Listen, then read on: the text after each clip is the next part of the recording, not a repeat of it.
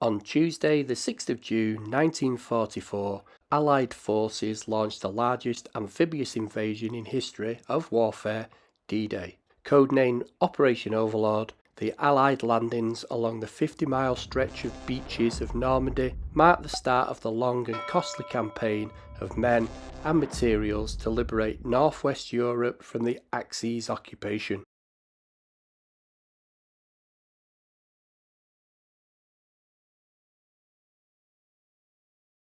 Now we've just arrived at the little town of Sainte Mere Eglise, where the 82nd and the 101st Parachute Regiments landed by accident because they actually overshot their drop zones. And a lot of the paratroopers, when they came down in the town, were massacred by the Germans as they were falling. Now, behind me here is the church. And if you look at the top of the church there, you can see a paratrooper hanging from the church. And that guy was a guy called John Steele. Now, John was also portrayed in the film Longest Day. But in Longest Day, he was seen to have been cut down by the Americans. But he wasn't. He was actually cut down by the Germans. But John managed to escape a couple of days later and find his unit and go back to the fighting. And he survived the war.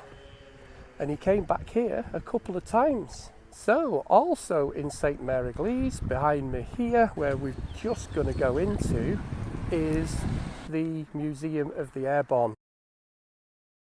And we're going to take a look at the other bits of the filming location here for The Longest Day in Sainte Mere Eglise.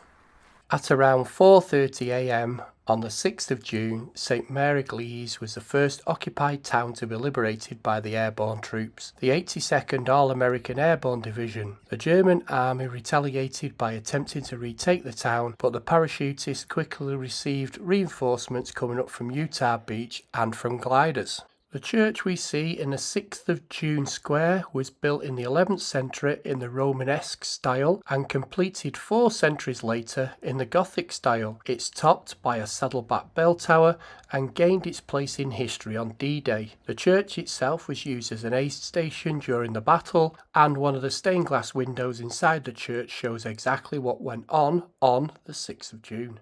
There is a second stained glass window in the church. Written at the bottom of the window in French and English are the words, "They have come back." This piece celebrates the return of the American veteran paratroopers on the 6th of June 1969 for the 25th anniversary of D-Day. Now, there are some quite well-known photographs which were taken supposedly on D-Day or just after D-Day around the area of Sainte Mere Eglise. So what I'm going to do is I'm going to get these photographs and I'm going to show you them, and then I'm going to overlay them to what we see today. So we're going to see what it was like during D-Day to what it has changed to today. Now, the first picture is this picture of these German soldiers on parade outside the church. So it didn't take long to find this place. So here it is, right on the right hand corner as you're looking at the front of the church.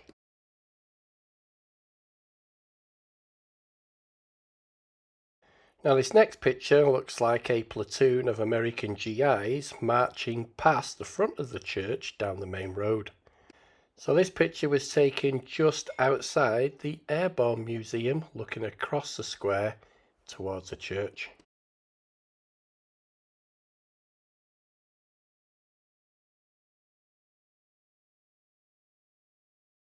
Now, this next picture is round the back of the church with 2 GIs looking to shoot up at the bell tower of the church. Now, this kind of looks like the same 2 GIs in all the pictures, but you can make your own mind up whether you think these pictures were staged or not. Another thing what you may have noticed is there's actually a building missing, which should be here at the front of the church.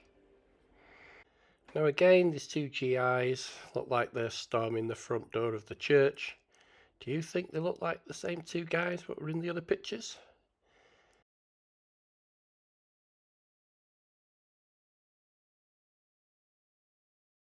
After the paratroopers were dropped into the town, reinforcement troops and equipment arrived later by gliders that were towed by C-47 transporter planes from England. 6 reinforcement missions followed one after another from June the 6th through to the 7th. Somehow the gliders managed to land in their zones marked and secured ahead of the time by the pathfinders. 3 landing zones were planned around Sainte Mere Eglise.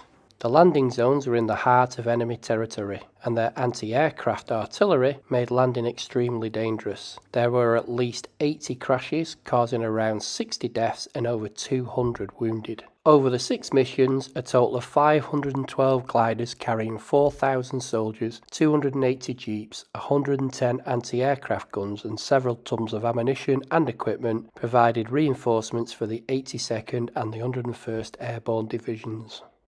In September 1961, the film The Longest Day was shot in Sainte Mere Eglise over 3 weeks. The film was unusual that it had 3 directors: Ken Anakin filming the British and French scenes, Andrew Martin filming the American scenes, and Bernard Wicki filming the German scenes.